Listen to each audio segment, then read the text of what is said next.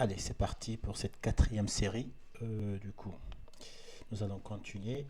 Comme je le disais tantôt, nous allons rajouter en fait deux conteneurs qui seront remplis dynamiquement par le JavaScript. Juste après la div au fait des stats, ou disons les divs des deux stats. Donc ici pour le premier c'est le temps restant et le deuxième c'est le score. Nous allons rajouter ici les deux conteneurs dont j'ai fait mention qui seront effectivement remplis par le JavaScript. Alors le premier conteneur va contenir en fait l'énoncé de la question et le 2 ça sera la liste, donc effectivement la liste des choix possibles. Donc ceci étant dit, allez, on va faire ça très rapidement. On aura ici une div qui aura un ID qu'on va appeler question texte, voilà, qui va contenir la question. Et à cette div, on va associer la classe question. Voilà, on ne peut pas être plus explicite. Donc on mettra pour le moment question texte et on va traiter ça dynamiquement dans le JS. Voilà. Et la deuxième div, donc, ou le deuxième conteneur si on veut, ça sera du coup, on va être un peu anglophone, donc choices container. Donc ça sera la liste des questions, ou plutôt si on veut la liste des choix disponibles. Voilà. Donc à cette div, je vais ajouter une classe choix, choices en anglais. Donc j'ai enregistré ça, je peux déjà lancer ça et voir ça donne quoi, parce que je crois qu'on n'avait pas montré la partie stat. Voilà, donc on a effectivement pour le moment aucune mise en forme, on va se charger de ça, promis. Voilà, donc question texte et voilà. Donc je reviens dans le code très rapidement. Pour le moment on n'a rien mis ici pour des choix possibles, donc ce sera fait dans le JavaScript. Et après nous allons mettre les boutons qui vont nous permettre de passer à la question suivante ou quitter pour retourner vers l'accueil. Voilà, donc ces deux boutons seront dans une div qui aura la classe ici, on va appeler footer action. Pardon. Voilà, le premier, je vais faire comme ça. Bouton. Allez. Donc le premier bouton, il va avoir. J'aurais pu. Bon, allez, c'est pas grave, c'est un peu pénible, mais. Allez, on va mettre ça btn-next. J'aurais pu faire ça rapidement pour les deux en même temps. Je vais copier ça et faire pareil pour le second bouton. Même classe. Et également, pardon. Plutôt que d'en faire des classes, je vais plutôt mettre un ID. Comme ça, chaque bouton, en fait, on pourra le manipuler de manière unitaire. Donc, on sera plus spécifique. Comme ça, on sait que si on a envie d'appliquer une logique sur le premier bouton, c'est-à-dire pour aller sur la question suivante, on prendra le bouton Next. Et le deuxième, on va prendre le bouton Quit, voilà, pour quitter, pour aller vers la page d'accueil. Et donc, après, on va associer la classe btn, voilà, que toutes les classes boutons vont partager. Et bien ici, ça sera un bouton qui aura des propriétés primaires. C'est un peu... Parce qu'on peut avoir en fait des classes de boutons primaires, secondaires et autres en fonction de la couleur qu'on veut appliquer ou d'autres styles spécifiques. Alors, comme ça, on peut avoir des groupes de boutons. BTN, ça sera pour tous les boutons et primaire ici aussi, ça sera pour d'autres types de boutons. Et voilà, donc le bouton Kit, il n'aura que la classe btn. Donc voilà, ceci est fait sur cette partie. Et après, euh, on va mettre ici un petit paragraphe qui va rappeler à l'utilisateur en fait l'existence des raccourcis clavier. Donc ce sera juste après, on va mettre paragraphe et on va mettre une classe bon, allez, small. Et puis dans ce paragraphe, on va rappeler l'astuce. Voilà, donc il va dire à l'utilisateur d'utiliser les claviers 1 à 4, les chiffres pardon, sur le clavier, de 1 à 4, les nombres, je m'excuse. Alors pour répondre plus vite, vu qu'on a vu effectivement que le niveau de difficulté était directement corrélé au temps qui est accordé à l'utilisateur. Voilà, donc ici, ça sera la fin de cette section. On va attaquer la prochaine section qui va représenter l'écran des résultats. Donc, dans cette section, on va afficher le score final, la précision et le temps total, ainsi que les actions pour rejouer ou revenir à l'accueil, à l'écran d'accueil. Donc voilà, donc cette section, on va la créer très rapidement et elle aura pour classe bah voilà, on va dire ce sera résulte. C'est très parlant. Comme pour les autres, c'était screen home et je crois screen quiz. Et là, ça sera screen result pour le troisième. Donc la troisième section. Et on va rajouter au fait, pardon, la classe qu'on va appeler ici card, qui bien évidemment est présente dans toutes les sections. Hidden également. Et comme les autres sections, on aura un header,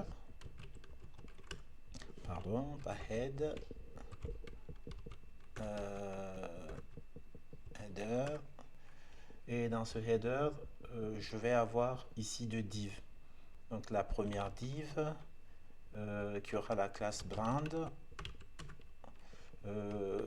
voilà, j'aurai le libellé résultat et dans la deuxième div qui aura la classe badge, j'aurai le résultat en lui-même. Alors je vais mettre ici un ID effectivement pour pouvoir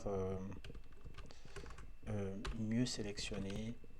Donc ça sera result niveau 1. Alors ici pour le moment je vais mettre juste un tiret du 6. Et donc ça sera dans le header. Du coup, donc dans le corps en fait de cette section, on va mettre un titre H2. Pardon. Et voilà, bien joué. Bien joué. Voilà pour féliciter le joueur avant de lui montrer son score, et bien évidemment. D'encourager à rejouer éventuellement avec cette icône de félicitations. Donc juste après ça, on va avoir en fait une div qui va avoir la classe score title, enfin pardon tile. Alors dans cette classe également, j'aurai une div qui va porter la même classe. Et à l'intérieur de cette div, j'aurai deux divs.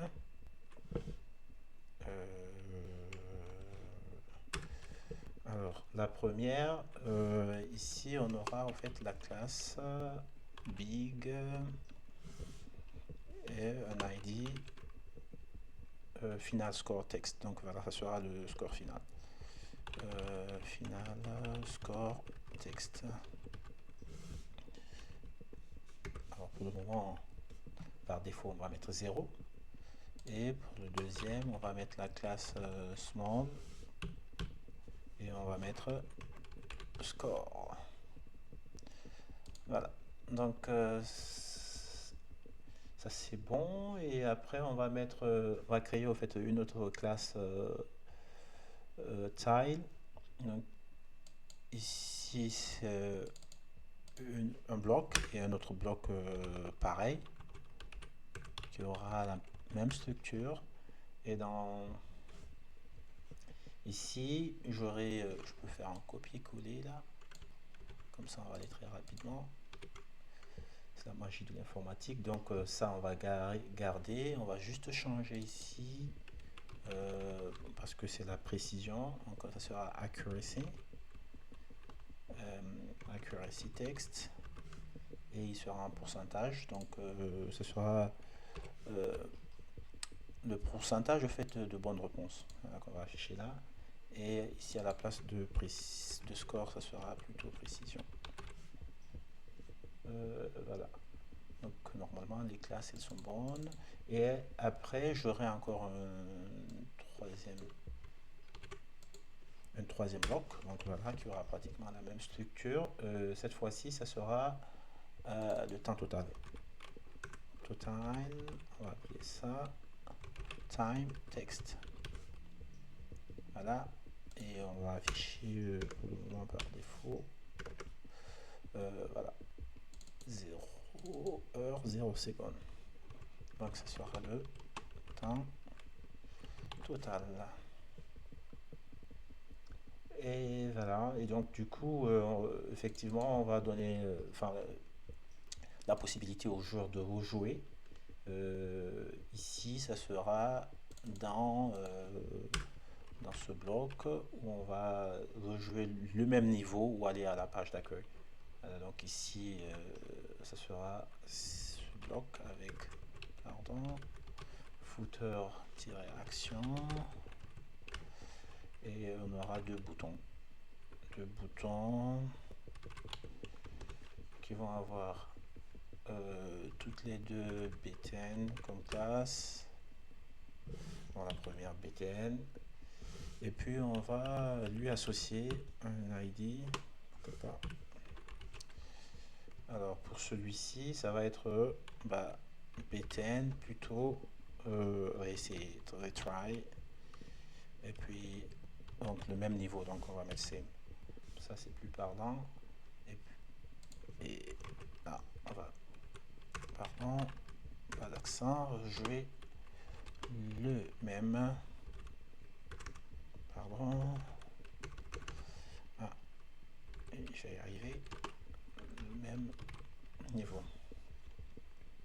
Et après, ça sera le second bouton qui va nous permettre de repartir sur la page d'accueil. Donc, il y aura un ID qu'on va mettre btn home, et puis une classe, d'abord btn, après ghost. Et on notera que en fait, il y a des classes qui sont répétées dans plusieurs éléments, et on comprendra ça très rapidement dans le geste pourquoi. Et pour la structure, pratiquement on a fini. Il reste juste à faire une dernière chose. Donc ça sera d'associer au fait notre HTML au JavaScript. Pour cela, on a besoin de, juste avant de fermer le body, on fait script, voilà, et donc dans SRC, passer le chemin au fait du script qu'on aimerait exécuter au fait sur ce HTML, donc qui est app.js. Donc tous les éléments sont dans le même, tous les fichiers pardon sont dans le même dossier, donc on n'a pas à se fatiguer à mettre un chemin avec slash. Donc, directement ici, ça veut dire récupère la racine en fait de ce projet app.js que tu vas associer. Donc là, normalement, on est bon. On va déjà voir très rapidement ce que ça va donner. Ça, côté affichage, pas grand chose. On ferme ça et on relance. Et voilà, donc ici on peut jouer le même niveau, aller à la page d'accueil, et puis on aura les stats. Voilà. Et pour le moment on affiche tout, mais initialement on aura en, fait, en fonction de si on est en train de jouer, si on a fini de jouer, on aura des parties qui sont cachées, d'autres qui seront montrées à l'utilisateur. Et voilà, donc je pense qu'on est bon pour la partie HTML et on va attaquer le CSS par la suite et après, ça sera autour du JavaScript pour rendre le site intelligent. Merci et à tout à l'heure.